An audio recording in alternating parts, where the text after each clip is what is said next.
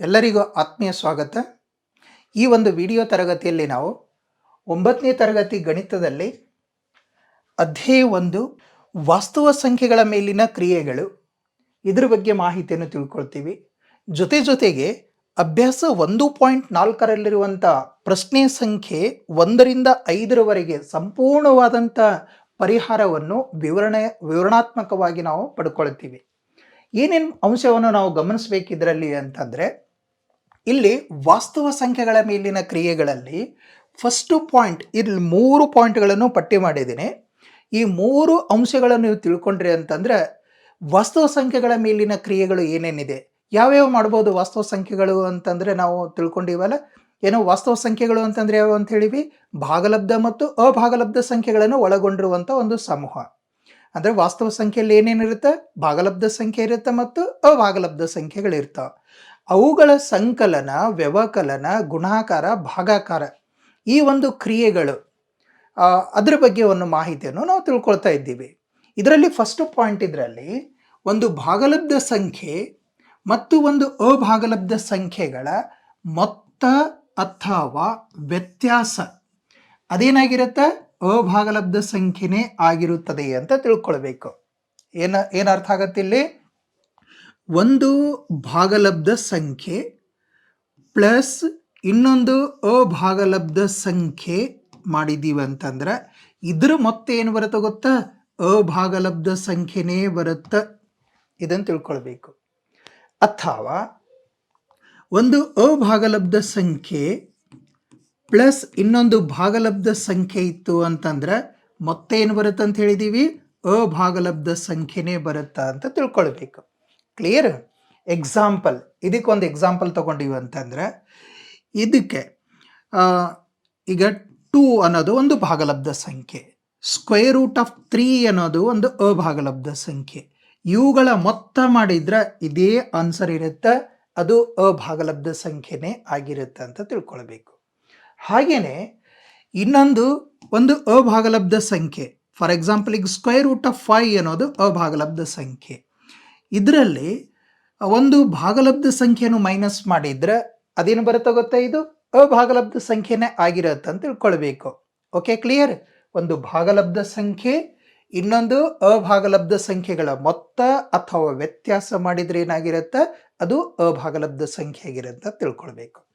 ಅದೇ ರೀತಿಯಲ್ಲಿ ಎರಡನೇ ಅಂಶವನ್ನು ಗಮನಿಸಿದರೆ, 0 ಅಲ್ಲದ ಒಂದು ಭಾಗಲಬ್ಧ ಸಂಖ್ಯೆ, ಒಂದು ಭಾಗಲಬ್ಧ ಸಂಖ್ಯೆ ಅಂತೆ, ಮತ್ತು ಒಂದು ಅಭಾಗಲಬ್ಧ ಸಂಖ್ಯೆಯ ಗುಣಲಬ್ಧ ಅಥವಾ ಭಾಗಲಬ್ಧವು, ಗುಣಲಬ್ಧ ಅಥವಾ ಭಾಗಲಬ್ಧ ಏನಾಗಿರುತ್ತೆ, ಅಭಾಗಲಬ್ಧ ಸಂಖ್ಯೆ ಆಗಿರುತ್ತೆ ಅಂತ ತಿಳ್ಕೊಳ್ತೀವಿ.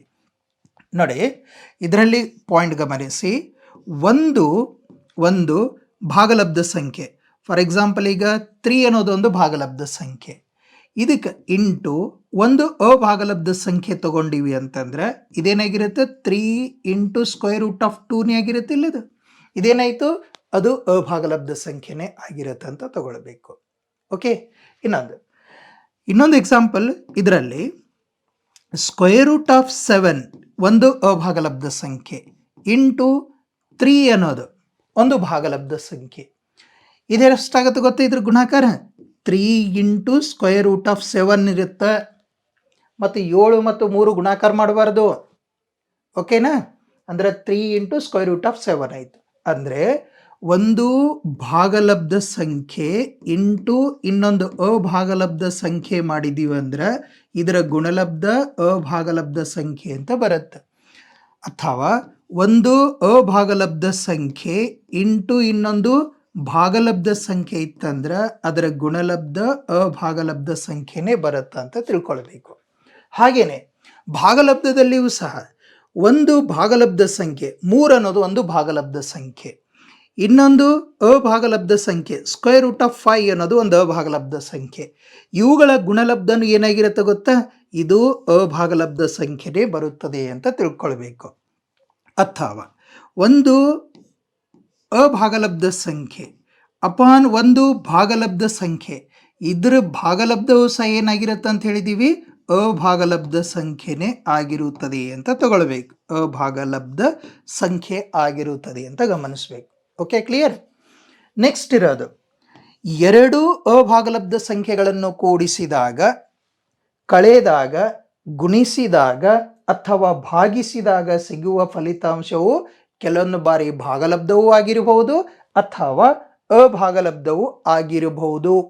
Okay, clear? ನೋಡಿ, ಎರಡು ಅಭಾಗಲಬ್ಧ ಸಂಖ್ಯೆಗಳನ್ನು ಕೂಡಿಸಿದಾಗ, ಎರಡು ಅಭಾಗಲಬ್ಧ ಸಂಖ್ಯೆಗಳಪ್ಪ, ಕೆಲವೊಂದು ಬಾರಿ ಎರಡು ಭಾಗಲಬ್ಧ ಸಂಖ್ಯೆಗಳನ್ನು ಕೂಡಿಸಿದಾಗ ಕೆಲವೊಂದು ಸಲ ಭಾಗಲಬ್ಧ ಬರಬಹುದು ಅಥವಾ ಅಭಾಗಲಬ್ಧ ಬರಬಹುದು.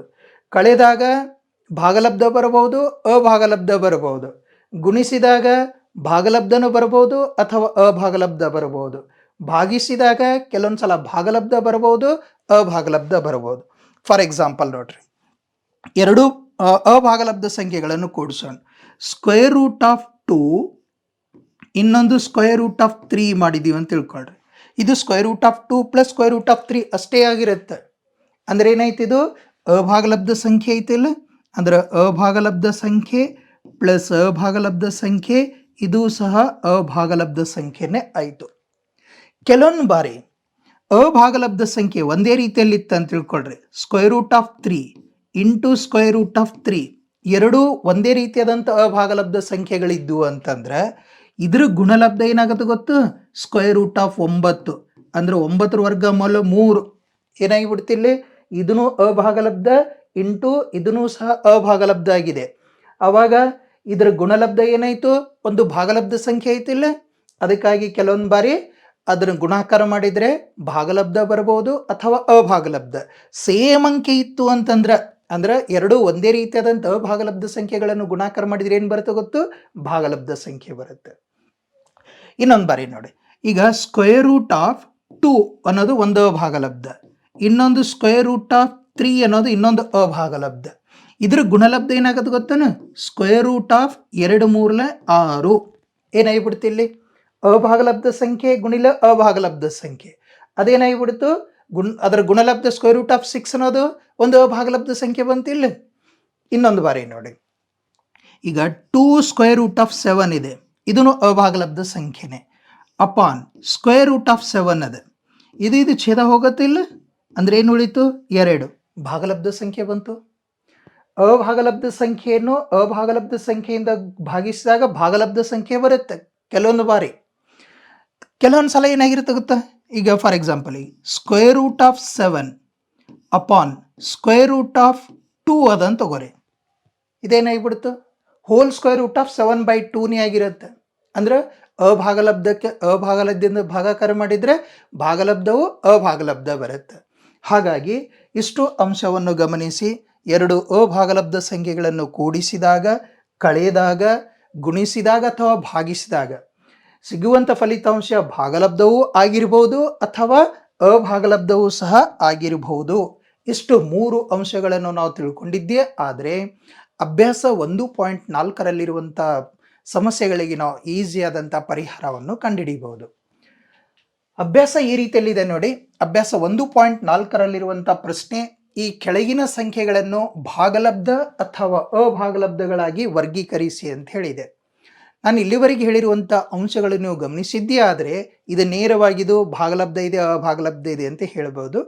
ಅದಕ್ಕಾಗಿ ಅದರ ಒಂದು ಸಂಕ್ಷಿಪ್ತ ರೂಪ ಮಾಡಿ, ಅಂದ್ರೆ ಅದನ್ನೇನಂತಂದ್ರೆ ಸಂಕ್ಷಿಪ್ತಗೊಳಿಸಿದ ನಂತರ ಅದು ಭಾಗಲಬ್ಧನೋ ಅಭಾಗಲಬ್ಧನೋ ಅಂತ ಕಂಡುಹಿಡಿಬೇಕು. ಅಂದ್ರೆ ಅದರ ಪರಿಹಾರವನ್ನು ಹೇಳಬೇಕು. ಹೇಗೆ ನೋಡಿ, ಈಗ ಇದು 2 ಮೈನಸ್ ರೂಟ್ 5 ಏನಿದೆ, ಇದು ಭಾಗಲಬ್ಧ ಸಂಖ್ಯೆ ಇದೆ, ಇದು ಮೈನಸ್ ಅಭಾಗಲಬ್ಧ ಸಂಖ್ಯೆ ಇದೆ. ಭಾಗಲಬ್ಧ ಮೈನಸ್ ಅಭಾಗಲಬ್ಧ ಅಂದ್ರೆ ಏನಾಗಿಬಿಡುತ್ತದು? ಏನಾಗಿರುತ್ತೆ ಅಂತ ಹೇಳಿನ ಅಭಾಗಲಬ್ಧ ಸಂಖ್ಯೆನೇ ಆಗಿರುತ್ತದೆ ಅಂತ ಹೇಳ್ತೀವಿ ಇಲ್ಲ. ಹಾಗಾಗಿ ಇಲ್ಲಿ 2 ಮೈನಸ್ ಸ್ಕ್ವೇರ್ ರೂಟ್ ಆಫ್ 5 ಅನ್ನೋದು ಏನಿದು? ಅಭಾಗಲಬ್ಧ ಸಂಖ್ಯೆ ಆಗಿದೆ. ಅಭಾಗಲಬ್ಧ ಸಂಖ್ಯೆ ಅಂತ ಹೇಳಬೇಕು, ಅಭಾಗಲಬ್ಧ ಸಂಖ್ಯೆ. ಅದೇ ರೀತಿಯಲ್ಲಿ ಎರಡನೇ ಅಂಶವನ್ನು ಗಮನಿಸಿ. ಇಲ್ಲಿ 3 plus square root of 23 minus square root of 23 ಅಂತ ಹೇಳಿ ಇದೆ. ಇದು ಬೇಕಾದ್ರೆ ಏನಂತಂದ್ರೆ ಇದನ್ನು ಬ್ರಾಕೆಟ್ ಇಲ್ಲ. ಈಗ ನೋಡಿ, ಇಲ್ಲಿ ಇದನ್ನು ಸಿಂಪ್ಲಿಫೈ ಮಾಡಿದ್ರೆ ಮೊದಲು ನಾ ಪ್ರಶ್ನೆ ಬರ್ಕೊಳ್ಳ, 3 ಪ್ಲಸ್ ರೂಟ್ 23 ಮೈನಸ್ ರೂಟ್ 23 ಅಂಥೇಳಿ ಇದೆ. ಓಕೆ, ಇದನ್ನು ಬ್ರಾಕೆಟ್ನ ಓಪನ್ ಮಾಡಿಬಿಡೋಣ. ಏನಾಗಿಬಿಡುತ್ತೆ ಇದು 3 ಪ್ಲಸ್ ರೂಟ್ 23 ಮೈನಸ್ ಇದು root 23 plus root 23 minus root 23 cancel ಆಯ್ತಲ್ಲ. ಏನು ಉಳಿತು ಇಲ್ಲಿ 3 ಅಂತ.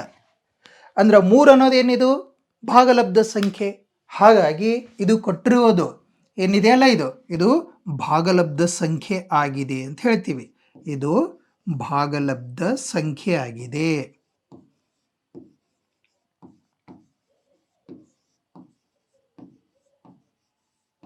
ಓಕೆ, ಗೊತ್ತಾಯ್ತು. ಇದು ಏನಿತ್ತು, ಇದು ಅಭಾಗಲಬ್ಧ ಸಂಖ್ಯೆ ಇತ್ತು. ಇದನ್ನ ಸಂಕ್ಷಿಪ್ತಗೊಳಿಸಿದಾಗ ಏನಾಯ್ತು ಇದು ಒಂದು ಭಾಗಲಬ್ಧ ಸಂಖ್ಯೆ ಆಯಿತು. ನೆಕ್ಸ್ಟ್ ಅಂಶವನ್ನು ಗಮನಿಸೋಣ. ಇಲ್ಲಿ ನೋಡಿ, 2 ಸ್ಕ್ವೇರ್ ರೂಟ್ ಆಫ್ 7 ಇದೆ ಅಪಾನ್ 7 ಸ್ಕ್ವೇರ್ ರೂಟ್ ಆಫ್ 7 ಏನಿದೆ ನೋಡಿ, ಇದು 2 whole square root of 7 upon 7 whole square root of 7 ಅಂತ ಹೇಳಿ ಇದೆ.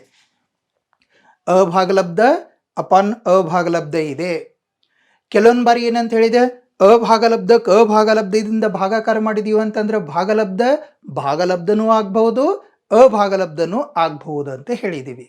ಇಲ್ಲಿ ಗಮನಿಸಿ, ಸ್ಕ್ವೇರ್ ರೂಟ್ ಆಫ್ 7 ಕ್ಯಾನ್ಸಲ್ ಆಯಿತು. ಏನು ಉಳಿತು ಇಲ್ಲಿ 2 ಅಪಾನ್ 7 ಪಿ ಅಪಾನ್ ಕ್ಯೂ ರೂಪದಲ್ಲಿ ಬಂತಲ್ಲ. ಅಂದ್ರೆ ಇಲ್ಲಿ ಪಿನೂ ಸಹ ಪೂರ್ಣಾಂಕ ಆಗಿದೆ, ಕ್ಯೂ ಸಹ ಪೂರ್ಣಾಂಕ ಆಗಿದೆ. ಹಾಗಾಗಿ ಇದು ಪಿ ಅಪಾನ್ ಕ್ಯೂ ರೂಪದಲ್ಲಿರುವುದರಿಂದ ಇದು ಭಾಗಲಬ್ಧ ಸಂಖ್ಯೆ ಆಗಿದೆ ಅಂತ ಬರೀತೀವಿ. ಇದೇನಾಗಿದೆ, ಭಾಗಲಬ್ಧ ಸಂಖ್ಯೆ ಆಗಿದೆ. ಓಕೆನಾ, ಭಾಗಲಬ್ಧ ಸಂಖ್ಯೆ ಆಗಿದೆ ಅಂತ ಬರೀಬೇಕು. ಕ್ಲಿಯರ್. ನೆಕ್ಸ್ಟ್ ಇದರಲ್ಲಿ ಕೊಟ್ಟಿದ್ದು 4ನೇ ಅಂಶ ಗಮನಿಸಿ. 1 ಅಪಾನ್ ರೂಟ್ 2 1 ಅನ್ನೋದೇನು ಭಾಗಲಬ್ಧ ಸಂಖ್ಯೆ, ರೂಟ್ 2 ಅಭಾಗಲಬ್ಧ ಸಂಖ್ಯೆ. ಅಂದ್ರೆ ಏನಾಗ್ಬಿಡುತ್ತೆ, ಇದು ಅಭಾಗಲಬ್ಧ ಸಂಖ್ಯೆ ಏನೈತಿಲ್ಲ. ಅದಕ್ಕಾಗಿ ಇದನ್ನ ನಾವು ಅಭಾಗಲಬ್ಧ ಸಂಖ್ಯೆ ಅಂತ ಬರೆದು ಬಿಡೋಣ. ಅಭಾಗಲಬ್ಧ ಸಂಖ್ಯೆ ಆಯಿತು. ಇಲ್ಲಿ 2π ಅಂತ ಹೇಳಿ ಕೊಟ್ಟಿದ್ದಾರೆ. ನಾವು ಮೊದಲೇನು ಹೇಳಿದ್ದೀವಿ, 2 ಅನ್ನೋದೇನು ಒಂದು ಸ್ಥಿರಾಂಕ ಅಂತಂದ್ರೆ ಅದು ಭಾಗಲಬ್ಧ ಸಂಖ್ಯೆ. ಇನ್ನೊಂದು ಪೈ ಇದು ಅಭಾಗಲಬ್ಧ ಸಂಖ್ಯೆ ಅಂತ ಹೇಳಿವಿಲ್ಲ ನಾವು. ಹಾಗಾಗಿ ಇಲ್ಲಿ 2π ಅನ್ನೋದು ಇದು ಸಹ ಅಭಾಗಲಬ್ಧ. ಅಂದ್ರೆ ಏನಂತ ಹೇಳಿದೆವು, ಭಾಗಲಬ್ಧ ಸಂಖ್ಯೆ ಇಂಟು ಅಭಾಗಲಬ್ಧ ಸಂಖ್ಯೆ ಇತ್ತಂತಂದ್ರೆ ಅದು ಅಭಾಗಲಬ್ಧ ಸಂಖ್ಯೆನೇ ಬರುತ್ತಾ ಅಂತ ಹೇಳಿದೀವಿ, ಗೊತ್ತು. ಹಾಗಾಗಿ 2π ಅನ್ನೋದು ಅಭಾಗಲಬ್ಧ ಸಂಖ್ಯೆ ಅಂತ ಹೇಳ್ತೀವಿ. ಅಭಾಗಲಬ್ಧ ಸಂಖ್ಯೆ ಗೊತ್ತಾಯ್ತಾ. ಭಾಗಲಬ್ಧ ಸಂಖ್ಯೆ ಮತ್ತು ಅಭಾಗಲಬ್ಧ ಸಂಖ್ಯೆಗಳ ಗುಣಲಬ್ಧ ಏನಾಗಿರುತ್ತೆ, ಅಭಾಗಲಬ್ಧ ಸಂಖ್ಯೆ ಆಗಿರುತ್ತೆ ಅಂತ ಗೊತ್ತು. ನೆಕ್ಸ್ಟ್ ಪ್ರಶ್ನೆ 2ನೇದು. ಇದರಲ್ಲಿ ಗಮನಿಸಿ, ಈ ಕೆಳಗಿನ ಉಕ್ತಿಗಳನ್ನು ಸಂಕ್ಷೇಪಿಸಿ ಅಂತ ಹೇಳಿ ಇದೆ. ಅದನ್ನು ಸಂಕ್ಷಿಪ್ತ ರೂಪದಲ್ಲಿ ಬರಿಬೇಕು. ಈಗ ಏನು ಕೊಟ್ಟಿದ್ದಾರೆ ನೋಡಿ, ಇದರಲ್ಲಿ 3 plus root 3 into 2 plus root 2 ಅಂತ ಹೇಳಿದೆ. ಇದು ಗುಣಾಕಾರ ಮಾಡ್ಬೇಕಲ್ಲ. ನಾನು ಪ್ರಶ್ನೆ ಹೀಗೆ ಬರ್ಕೊಳ್ತೀನಿ ನೋಡಿ, 3 ಪ್ಲಸ್ ರೂಟ್ 3 ಆಮೇಲೆ 2 ಪ್ಲಸ್ ರೂಟ್ 2 ಅಂತ ಹೇಳಿ ಇದೆ. ಇಲ್ಲಿ 3 ಅಂತ ಬರ್ಕೊಂಡು ಈ 3 ಇಂತಿದ್ದು ಕಂಪ್ಲೀಟಾಗಿ ಗುಣಾಕಾರ ಮಾಡಬೇಕಲ್ಲ ಇದು ಬ್ರಾಕೆಟಿಗೆ. ಹಾಗಾಗಿ ಇಲ್ಲಿ 3 ಅಂತ ಬರ್ಕೊಂಡು ಬ್ರಾಕೆಟ್ನಲ್ಲಿರುವಂಥ 2 ಪ್ಲಸ್ ರೂಟ್ 2 ಅಂತ ಬರೀತೀನಿ. ಆಮೇಲೆ ಪ್ಲಸ್ ರೂಟ್ 3 ಇದೆಯಲ್ಲ, ಪ್ಲಸ್ ರೂಟ್ 3 ಇದನ್ನೇ ಈ ಬ್ರಾಕೆಟಿಂದ ಗುಣಾಕಾರ ಮಾಡಬೇಕಲ್ಲ. ಅಂದರೆ 3ಕ್ಕೆ ಕಂಪ್ಲೀಟಾಗಿ ಇದು ಗುಣಾಕಾರ ಮಾಡಬೇಕು, ರೂಟ್ 3ರಿಂದನೂ ಸಹ ಈ ಬ್ರಾಕೆಟಿಗೆ ಗುಣಾಕಾರ ಮಾಡಬೇಕು. ಹಾಗಾಗಿ ಈ ರೀತಿಯಲ್ಲಿ ಬರ್ಕೊಂಡು ಬಿಡ್ರಿ, ಗುಣಾಕಾರ ಮಾಡಲಿಕ್ಕೆ ಈಸಿ ಆಗುತ್ತೆ. ಓಕೆ, ಗುಣಾಕಾರ 3ರಿಂದ ಗುಣಾಕಾರ, 3 2 6 ಆಯಿತು, ಪ್ಲಸ್ 3 ಇಂಟು ರೂಟ್ 2 ಅಂದರೆ ಇಲ್ಲಿ 1 ಇರುತ್ತಲ್ಲ, ಇದರ ಸಹ ಗುಣಕ 3. ಇಲ್ಲಿ 1 ಅಂತಂದ್ರೆ ಏನದು ಭಾಗಲಬ್ಧ ಸಂಖ್ಯೆ. ಭಾಗಲಬ್ಧ ಸಂಖ್ಯೆಗೆ ಇದಕ್ಕೆ ಗುಣಾಕಾರ ಮಾಡ್ತೀವಿಲ್ಲ, ಅಂದ್ರೆ ಸಹ ಗುಣಕವನ್ನು ತೊಗೊಂಡಿರ್ತೀವಿಲ್ಲ. 3 1 3 ಅಂತಾಗತ್ತೆ. ಇದು ರೂಟ್ 2ಕ್ಕೆ ರೂಟ್ 2. ಓಕೆ, ನೆಕ್ಸ್ಟ್ ಇದನ್ನು ಗುಣಾಕಾರ, ಇಲ್ಲಿ 1 ಇರುತ್ತೆ, ಇದು 2 ಇದೆ, ಮತ್ತು ರೂಟ್ ಇಲ್ಲ ಅದಕ್ಕೆ, ಗೊತ್ತಾಯ್ತು. ಅಂದ್ರೆ ಇಲ್ಲಿ 1 ಇಂಟು 2 ಅಂದರೆ 2 ಅಂತಾಯಿತು. ಇದು square root of 3 square root of 3 ಉಳಿತು. ನೆಕ್ಸ್ಟ್ ಇದು ಪ್ಲಸ್ ಇಂಟು ಪ್ಲಸ್ ಪ್ಲಸ್ ಆಗಿಬಿಡ್ತು. ರೂಟ್ 3 ಇಂಟು ರೂಟ್ 2 ಗುಣಾಕಾರ ಮಾಡಬೇಕಲ್ಲ, ಏನಾಗುತ್ತದು ರೂಟ್ 3 2 6 ಅಂತ ಆಗುತ್ತೆ. ಓಕೆನಾ? ಸಹಗುಣಕದಿಂದ ಸಹಗುಣಕ ಗುಣಾಕಾರ ಮಾಡಬೇಕು. ಆಮೇಲೆ ರೂಟ್ ಒಳಗಡೆ ಇರುವಂಥ ಏನೋ ಅಂಶ ಇದೆ ನೋಡು, ಅದಕ್ಕೆ ರೂಟ್ ಒಳಗಿದ್ದಕ್ಕೆ ಗುಣಾಕಾರ ಮಾಡ್ಕೋಬೇಕು. ಓಕೆ, ಇದರಲ್ಲಿ ಯಾವ್ಯಾವ ಕೂಡ್ಸಕ್ಕೆ ಬರುತ್ತೇನೋ ಸಜಾತಿ ಯಾವ ಇಲ್ಲ ಅಲ್ಲ. ಇದು 3 ರೂಟ್ 2 ಅದ ಪ್ಲಸ್ 2 ರೂಟ್ 3 ಅದು ಕೂಡ್ಸಕ್ಕೆ ಬರಲ್ಲ. ಒಂದು ವೇಳೆ 3 ರೂಟ್ 2 ಪ್ಲಸ್ 7 ರೂಟ್ 2 ನೋಡಿಗ ರೂಟ್ 2 ಇತ್ತು ಅಂತ ತಿಳ್ಕೊ. ಹೆಂಗೆ ಕೂಡಿಸ್ಕೋತೀವಿ ಗೊತ್ತಿದ್ದಕ್ಕೆ, ಇದು 3 ಪ್ಲಸ್ 7 3 ಇವುಗಳ ಸಹಗುಣಕವನ್ನು ಕೂಡಿಸ್ಕೊಳ್ತೀವಿ. 3 ಪ್ಲಸ್ 7 ಇದು ರೂಟ್ 2 ಅಂತಾಯಿತು. 3 ಪ್ಲಸ್ 7 ಅಂದರೆ 10 ರೂಟ್ 2 ಅಂತ ಈ ರೀತಿಯಲ್ಲಿ ಕೂಡಿಸ್ಕೊಳ್ತೀವಿ ನಾವು. ಯಾವುದು ರೂಟ್ ಸೇಮ್ ಇದ್ದು ಅಂತಂದರೆ ಓಕೆನಾ, ಕೂಡ್ಸಕ್ಕೆ ಬರುತ್ತಲ್ಲ. ಒಂದು ವೇಳೆ ಗುಣಾಕಾರ ನೋಡಿ, ಗುಣಾಕಾರನಲ್ಲಿ ಒಂದು ವೇಳೆ 3 into root 2 into 2 into root 7 ಇತ್ತು ಅಂತ ತಿಳ್ಕೊ. ಇದನ್ನ ಹೆಂಗೆ ಗುಣಾಕಾರ ಮಾಡ್ಕೋತೀವಿ ಗೊತ್ತೇನು?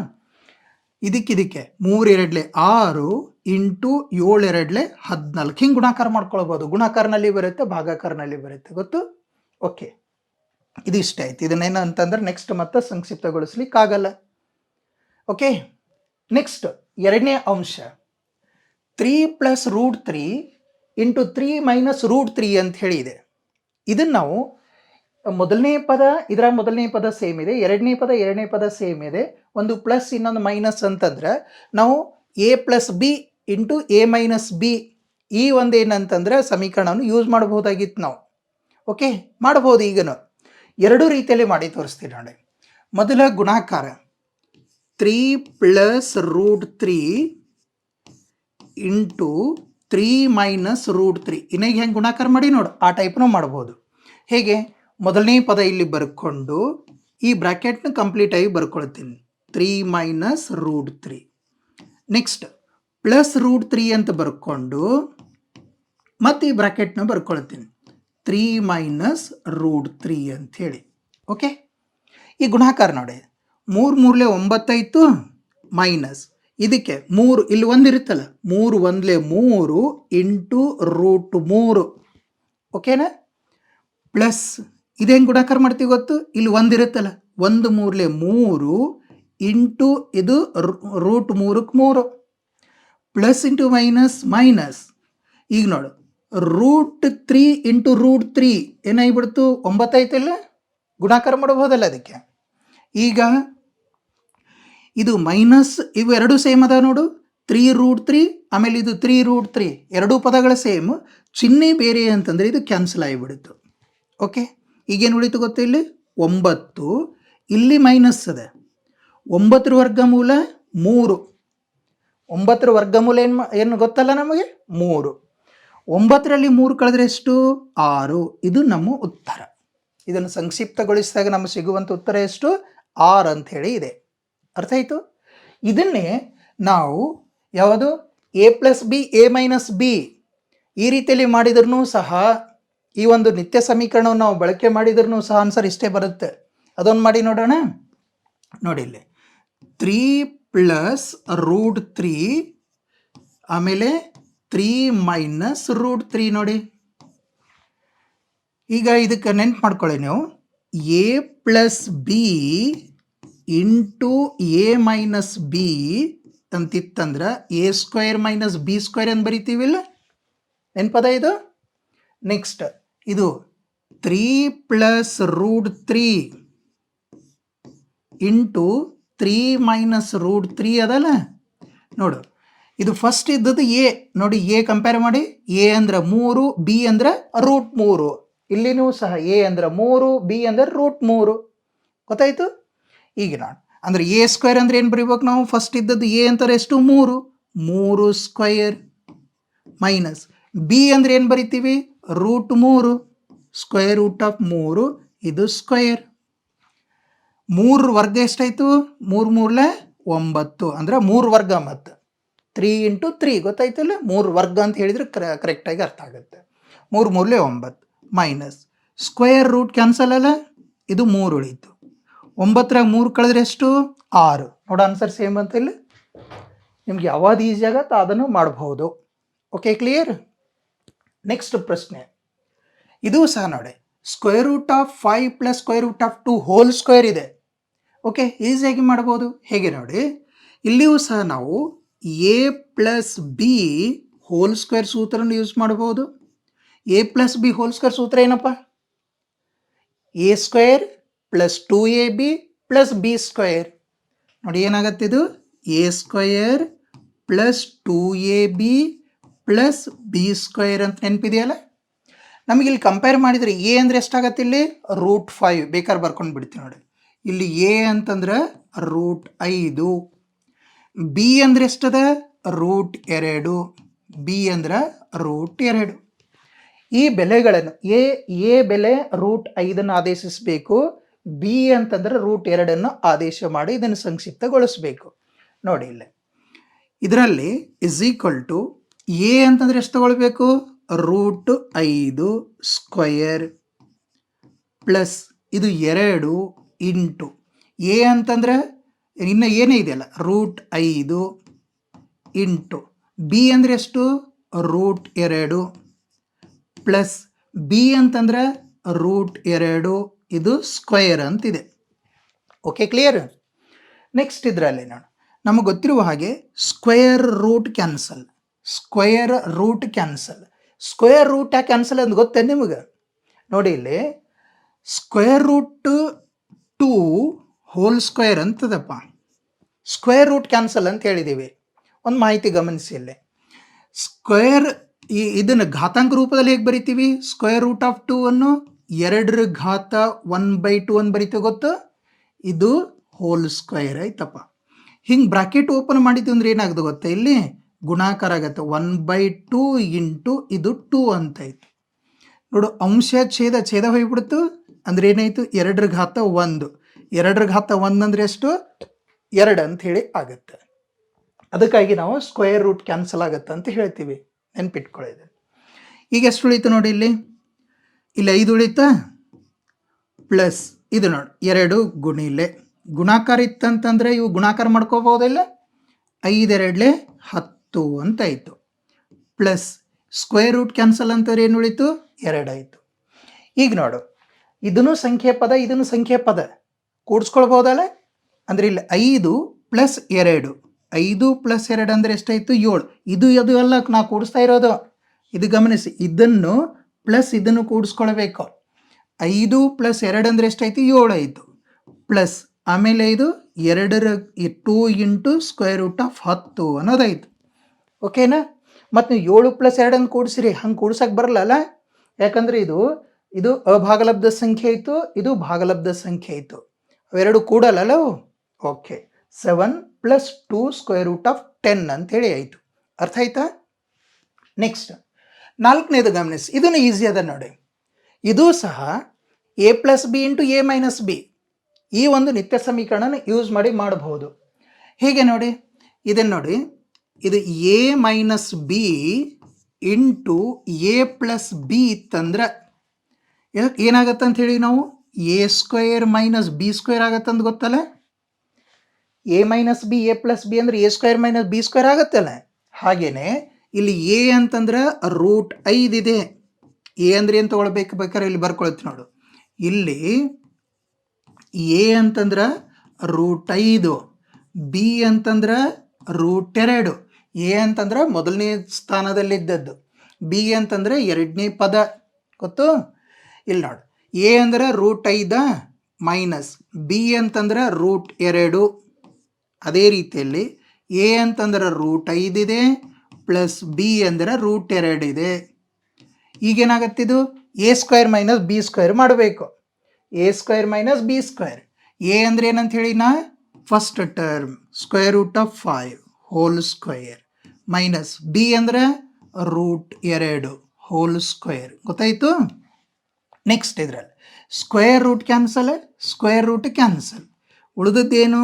5 ಮೈನಸ್ 2. 5 ಮೈನಸ್ 2 ಮಾಡಿದರೆ ಎಷ್ಟು? 3 ಅಂಥೇಳಿ ಗೊತ್ತು ನಮಗೆ.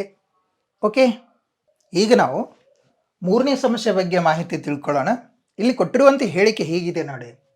ಪೈ ಅಂದರೆ ಒಂದು ವೃತ್ತದ ಪರಿಧಿ ಮತ್ತು ವ್ಯಾಸ ಡಿ ಇದರ ಅನುಪಾತ ಎಂಬುದನ್ನು ಸ್ಮರಿಸಿಕೊಳ್ಳಿ. ಹೌದು, ಏನಂತಂದ್ರೆ ಇಲ್ಲಿ ವೃತ್ತ ತಗೊಂಡಿವಿ ಅಂತಂದ್ರೆ ವೃತ್ತದ ಕೇಂದ್ರ ಬಿಂದು ಇದು ತ್ರಿಜ್ಯ ಅಂತ ಹೇಳ್ತೀವಿ. ಕೇಂದ್ರ ಬಿಂದುವಿನಿಂದ ಪರಿಧಿಗಿರುವಂಥ ದೂರಕ್ಕೆ ತ್ರಿಜ್ಯ ಅಂತ ಹೇಳ್ತೀವಿ. ಇದೊಂದು ತ್ರಿಜ್ಯ.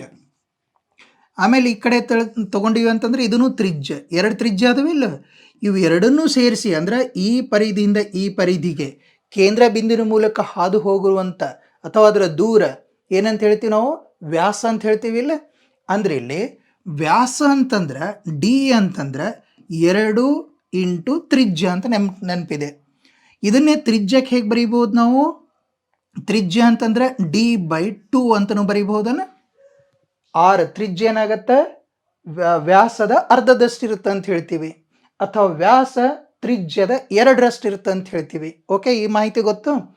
ಜೊತೆಗೆ ಇದರಲ್ಲಿ ಪೈ ಅಂದರೆ ವೃತ್ತದ ಪರಿಧಿ ಮತ್ತು ವ್ಯಾಸದ ಅನುಪಾತ ಹೇಗನ್ನೋದು ಗೊತ್ತಲ್ಲ ನಮಗೆ. ಈಗ ಪರಿಧಿ ಕಂಡುಹಿಡಿಯುವಂಥ ಸೂತ್ರ ಏನಪ್ಪ? ಪರಿಧಿ ಅಂತಂದ್ರೆ 2πr ಅಂತ ಗೊತ್ತು. ಓಕೆನಾ? ಇಲ್ಲಿ ಪರಿಧಿ ಅಂತಂದ್ರೆ ಅದನ್ನು ಸಿ ಅಂತ ತಗೊಳ್ಳೋಣ, ಸರ್ಕಂಫರೆನ್ಸ್ ಅಂತ ಹೇಳ್ತೀವಿ. ಸಿ ಅಂತ ತಗೊಳ್ಳೋಣ. = ಇದು 2πr ಅಂತ ಆಯಿತು. ನಾವು ಪೈ ಔಟ್ಸೈಡ್ ತಗೊಂಡ್ವಿ ಅಂತ ತಿಳ್ಕೊಳ್ಳಿ. ಅವಾಗ ಸಿ ಅಪಾನ್ ಏನು ಉಳಿತು? ಇಲ್ಲಿ 2r ಅಂತ ಉಳಿತು. ಇಲ್ಲಿ ಪೈ ಅಂತನ್ನೋದು ಸಿ ಅಪಾನ್ 2r ಅಂತಂದ್ರೆ ಏನಾಗತ್ತೆ ಅಂತ ಹೇಳಿನ? ಡಿ ಅಂತ ಹೇಳಿನಿಲ್ಲ. ಡಿ ಅಂತಂದ್ರೆ ಏನು? ಡಯಾಮೀಟರ್, ಅದ್ರ ವ್ಯಾಸ.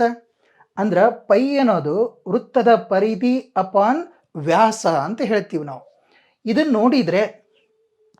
ನೋಡಿದ್ರೆ ಪೈ ಅನ್ನೋದು ಒಂದು ಭಾಗಲಬ್ಧ ಸಂಖ್ಯೆ ಅಂತ ಅನ್ನಿಸ್ತಾ ನಮಗೆ, ಯಾಕಂದ್ರೆ ಅಂಶ ಮತ್ತು ಛೇದ ಇರುತ್ತೆ ಅಂತ ಹೇಳ್ತೀವಿ.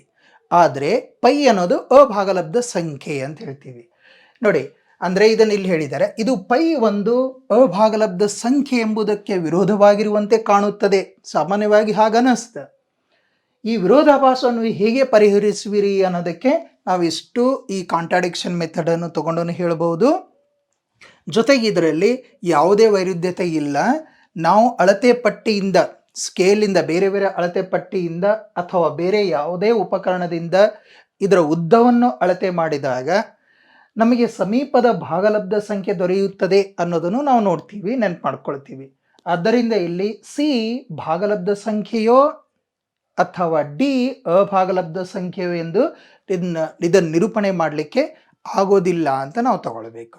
Okay, clear? ಸಿಂಪಲ್ ಇದೆ. ಅದೇ ರೀತಿಯಲ್ಲಿ ನಾವು 4ನೇ ಸಮಸ್ಯೆ ಗಮನಿಸಿದೀವಿ ಅಂತಂದರೆ ಇಲ್ಲಿ √9.3 ಇದನ್ನು ಸಂಖ್ಯಾ ರೇಖೆ ಮೇಲೆ ಪ್ರತಿನಿಧಿಸಿ ಅಂತ ಹೇಳಿದೆ. ಇದನ್ನು ಹೇಗೆ ರಚನೆ ಮಾಡಬೇಕಂತ ನೋಡೋಣ. ಇದನ್ನು ಫಸ್ಟ್ ಸ್ಕೇಲ್ ತಗೊಳ್ಳೋಣ. ಸ್ಕೇಲ್ ಸಹಾಯದಿಂದ ನಾವೇನಂತಂದ್ರೆ ಒಂದು ಸಂಖ್ಯಾ ರೇಖೆಯನ್ನು ರಚನೆ ಮಾಡ್ಕೊಂಡು ಬಿಡೋಣ. ಒಂದು ಸಂಖ್ಯಾ ರೇಖೆ ತಗೊಳ್ತೀನಿ.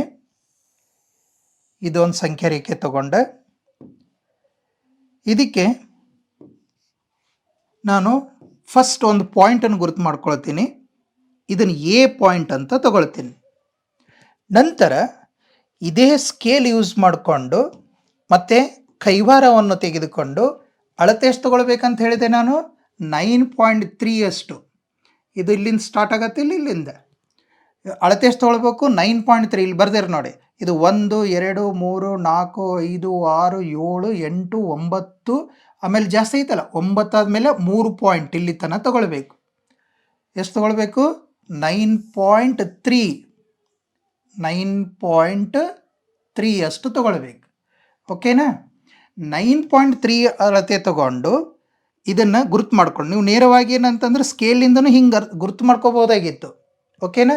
ಇದನ್ನು ಗುರುತು ಮಾಡ್ಕೊಳ್ತೀನಿ ನೋಡಿ ನಾನು. ಇದು ಎಷ್ಟಿದೆ ಗೊತ್ತು? 9.3 ಇದೆ ಇಲ್ಲಿಂದ ಇಲ್ಲಿ ತನಕ. ಇದು ಬಿ 9.3 ಇದೆ. ಈ ಮತ್ತೇನು ಮಾಡ್ಬೇಕು ಗೊತ್ತೆ? ನಾವು ಒಂದು ಪಾಯಿಂಟ್ ಹೆಚ್ಚು ಮಾಡ್ಕೊಳ್ಬೇಕು. ಅದೇ ಸ್ಕೇಲ್ ಯೂಸ್ ಮಾಡಿಕೊಂಡು ಇಲ್ಲಿ 1 ಪಾಯಿಂಟನ್ನು ಹೆಚ್ಚು ಮಾಡ್ಕೊಳ್ಬೇಕು. ಸ್ಕೇಲಿಂದ ಇಲ್ಲಿಂದ 1 ಪಾಯಿಂಟ್ ಜಾಸ್ತಿ ಮಾಡಬೇಕು. ಇಲ್ಲಿಂದ ಅಂದರೆ 1 ಸೆಂಟಿಮೀಟರ್ ತಗೊಳ್ಳೋಣ ಇಲ್ಲಿ ತನಕ. ಓಕೆ, ಇಲ್ಲಿ ತನಕ ತಗೊಂಡಾರ. ಇದಕ್ಕೆ ಸಿ ಅಂತ, ಇದೆಷ್ಟಾಯಿತು 9.3, ಇದು 1.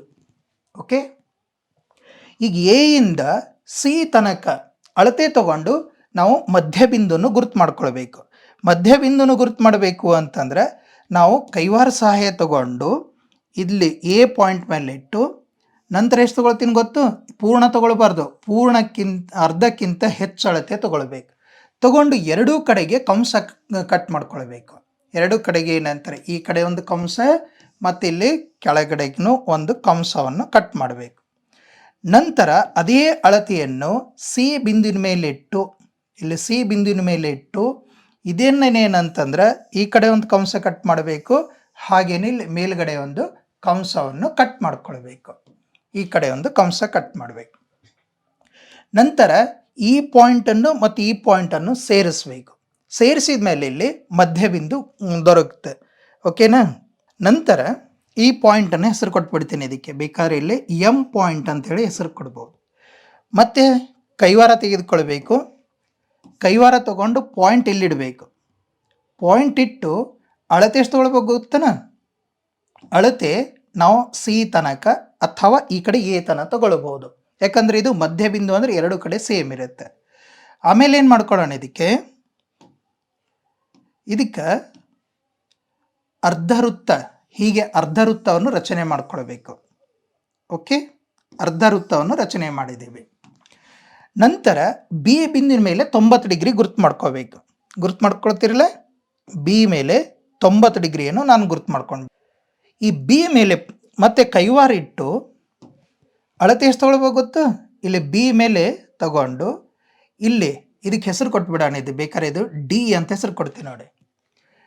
ಡಿ ತನಕ ಅಳತೆ ತಗೊಳ್ಬೇಕು. ಇದು ಅಳತೆ ಎಷ್ಟು ತಗೊಳ್ಬೇಕು ಗೊತ್ತು?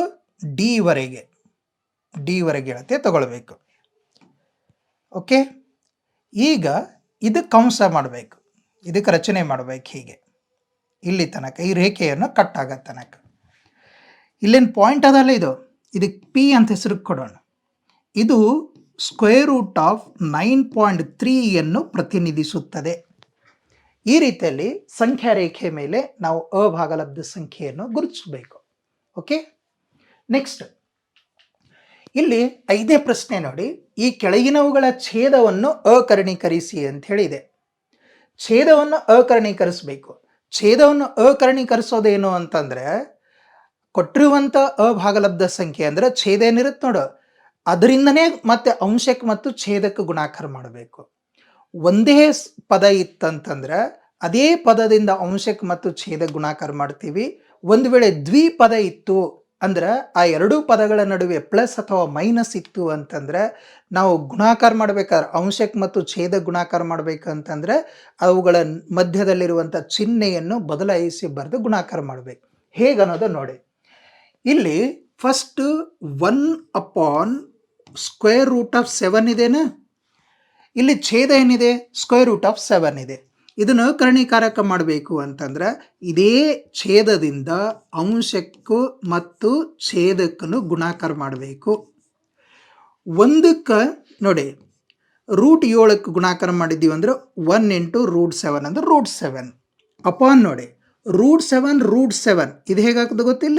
√7 ಇದು ಸ್ಕ್ವೇರ್ ಅಂತ ಆಯಿತು. ಇದು ಸ್ಕ್ವೇರ್ ರೂಟ್ ಕ್ಯಾನ್ಸಲ್ ಗೊತ್ತಾ ನಮಗೆ? ಏನು ಉಳಿತು ನೋಡಿ, ಇಲ್ಲಿ √7/7 ಅಂತ ಉಳಿತು. ಇದು ಛೇದವನ್ನು ಅಕರ್ಣಿಸಿ ಸುಲಭ ರೂಪಕ್ಕೆ ತಂದಿದ್ದು ಗೊತ್ತಾಯಿತು. ಇದು ಇಲ್ಲಿ ದ್ವಿಪದ ಅದ ನೋಡ್ರಿ, ಇದನ್ನು ಹೇಗೆ ಮಾಡಬೇಕು? ಓಕೆ, ನೋಡೋಣ. ಇಲ್ಲಿ ಇದಕ್ಕೆ ಪ್ರಶ್ನೆ ಬರ್ಕೊಳ್ತೀನಿ. 1/√7 - √6 ಅಂತಿದೆ. ಛೇದದಲ್ಲಿ ನೋಡಿ √7 - √6. ನಾನು ಫಸ್ಟ್ ಏನು ಹೇಳಿದೆ? ಇದನ್ನು ಅಂಶಕ್ಕೆ ಮತ್ತು ಛೇದಕ್ಕೂ ಗುಣಾಕಾರ ಮಾಡಬೇಕಂದ್ರೆ ಇದು ಚಿಹ್ನೆಯನ್ನು ಬದಲಾಯಿಸಬೇಕು. ಮೈನಸ್ ಇದ್ದದ್ದು ಏನು ಮಾಡಬೇಕು? ಪ್ಲಸ್ ಅಂತ ಮಾಡ್ಕೊಳ್ಬೇಕು. ಅಂದ್ರೆ √7 + √6 ಅಂತಾಯಿತು. ಅಪಾನ್ ಸೇಮ್ ಇದರಿಂದನೇ ಗುಣಾಕಾರ ಮಾಡಬೇಕು. √7 + √6 ಅಂತ ಗುಣಾಕಾರ ಮಾಡಬೇಕು. ಓಕೆ, ಈಗ ಅಂಶದಿಂದ ಅಂಶ ಗುಣಾಕಾರ ಮಾಡೋಣ, ಛೇದದಿಂದ ಛೇದಕ್ಕೆ ಗುಣಾಕಾರ ಮಾಡೋಣ. ಮೇನ್ ಪಾಯಿಂಟ್ ಇಲ್ಲಿ ಗಮನಿಸಿ, ಛೇದದಲ್ಲಿ ಇಲ್ಲಿ ಮೈನಸ್ ಇದ್ರೆ ಇಲ್ಲಿ ಪ್ಲಸ್ ಇರುತ್ತೆ ಇಲ್ಲ, ಅಂದ್ರೆ ಏನಾಯಿತು A minus B into A plus B. A minus B into A plus B ಅಂದ್ರೆ ಏನಾಗುತ್ತೆ ಗೊತ್ತು, A square minus B square ಅಂತ ನೆನ್ಪಿಟ್ಕೊಳ್ತೀವಿ. ನೋಡಿ ಇಲ್ಲಿ ಈ ಒಂದರಿಂದ ಇದು ಗುಣಾಕಾರ ಮಾಡಿದರೆ ಸೇಮ್ ಬರುತ್ತೆ, square root of 7 plus square root of 6 ಅಂತಿದೆ. ಇದೇನಾಯಿತು A minus B A plus B ಅಂದರೆ A square minus B square. A square ಅಂದರೆ ಫಸ್ಟ್ ಪದ ಅಂದರೆ √7 ಸ್ಕ್ವೇರ್ ಮೈನಸ್ ಬಿ ಸ್ಕ್ವೇರ್ ಅಂತಂದರೆ ಎರಡನೇ ಪದ ಇದು ಸ್ಕ್ವೇರ್. ಓಕೆ, ಏನಾಯ್ತು ನೋಡಿ next is equal to square root of 7 plus square root of 6 upon ಇದು ಕ್ಯಾನ್ಸಲ್, ಸ್ಕ್ವೇರ್ ರೂಟ್ ಕ್ಯಾನ್ಸಲ್, ಏನು ಉಳಿತು 7 ಮೈನಸ್ 6 ಅಂತ ಉಳಿತು. ಸ್ಕ್ವೇರ್ ರೂಟ್ ಕ್ಯಾನ್ಸಲ್ ಆಯಿತು, ಸ್ಕ್ವೇರ್ ರೂಟ್ ಕ್ಯಾನ್ಸಲ್ ಆಯಿತು. ಇಲ್ಲಿ ಉಳಿದದ್ದು 7 ಮೈನಸ್ ಇದು 6. ಓಕೆ, ನೆಕ್ಸ್ಟ್ ನೋಡಿ ಏನಾಗತ್ತೆ, ಈಗ ಸಂಕ್ಷಿಪ್ತಗೊಳಿಸಿದ್ರೆ ಇದು ಅಂದ್ರೆ ಸೇಮ್ ಆಗಿರುತ್ತಲ್ಲ, square root of 7 plus square root of 6 ಆಯಿತು. 7ರಲ್ಲಿ 6 ಕಳೆದೀವಿ ಅಂದ್ರೆ 1, ಅಂದ್ರೆ ಅರ್ಥ ಇದು square root of 7 plus square root of 6 ಅಂತ ಇದ್ರ ಆನ್ಸರ್ ಬಂತು. ಅರ್ಥ ಆಯಿತು? ಛೇದವನ್ನು ಅಕರ್ಣೀಕರಿಸಿ ಸುಲಭ ರೂಪಕ್ಕೆ ತರೋದಂದ್ರೆ ಗೊತ್ತಾಯ್ತಿಲ್ಲ. ನೆಕ್ಸ್ಟ್ ಇನ್ನೊಂದು ಪ್ರಶ್ನೆ ನೋಡಿ, ಇಲ್ಲಿ 1/√5 ಪ್ಲಸ್ √2 ಅಂತ ಹೇಳಿದೆ. ಇಲ್ಲಿಯೂ ಸಹ ದ್ವಿಪದ ಇದೆ ನೋಡಿ. ಇದು ಪ್ರಶ್ನೆ ಬರ್ಕೊಳ್ಳಿ, 1/√ of 5 plus square root of 2 ಅಂತ ಹೇಳಿದೆ. ನೋಡಿ ಛೇದದಲ್ಲಿ ನೋಡಿ ಪ್ಲಸ್ ಇದೆಯಲ್ಲ, ದ್ವಿಪದ ಇದೆಯಲ್ಲ, ಇದನ್ನು ಅಂಶ ಮತ್ತು ಛೇದ ಗುಣಾಕಾರ ಮಾಡ್ಬೇಕಾದ್ರೆ ಏನಂತ ಹೇಳಿದೆ ನಾನು, ಚಿಹ್ನೆಯನ್ನು ಬದಲಾಯಿಸಿ ಬರೀರಿ ಅಂತ ಹೇಳಿದೆ. ಚಿಹ್ನೆಯನ್ನು ಬದಲಾಯಿಸಿ ಬರೆದಾಗ ನೋಡಿ square root of 5 minus square root of 2 ಆಗತ್ತಲ್ಲ, ಅಪಾನ್ ಇದರಿಂದನೇ ಗುಣಾಕಾರ ಮಾಡಬೇಕು. Square root of 5 minus square root of 2. ಇಲ್ಲಿಯೂ ಸಹ ಅಂಶ ಮತ್ತು ಅಂಶದಿಂದ ಅಂಶಕ್ಕೆ, ಛೇದದಿಂದ ಛೇದಕ್ಕೆ ಗುಣಾಕಾರ ಮಾಡಬೇಕು.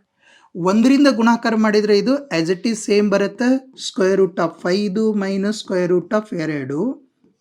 ಇಲ್ಲಿ ನೋಡು ಛೇದದಲ್ಲಿ ನೋಡು ಒಂದ್ಸಲ A plus B into A minus B ಅಂದರೆ ಏನಾಯಿತು, A square minus B square ಆಯ್ತಿಲ್ಲ. ಅಂದರೆ ಇಲ್ಲಿ ಮೊದಲನೇ ಪದ ಏನಿರುತ್ತೆ ಸ್ಕ್ವೇರ್ ರೂಟ್ ಆಫ್ 5 ಇದು ಸ್ಕ್ವೇರ್ ಮೈನಸ್ ಬಿ ಸ್ಕ್ವೇರ್ ಅಂದರೆ square root of 2 whole square. ಇಲ್ಲಿ ಅಂಶ ಸೇಮ್ ಬರ್ಕೊಳ್ಳ, square root of 5 minus square root of 2 ಅಂತ ಉಳಿತು, whole divided by square root cancel, square root cancel. ಏನು ಉಳಿತು ಇಲ್ಲಿ 5 ಮೈನಸ್ ಇಲ್ಲೇನು ಉಳಿತು 2.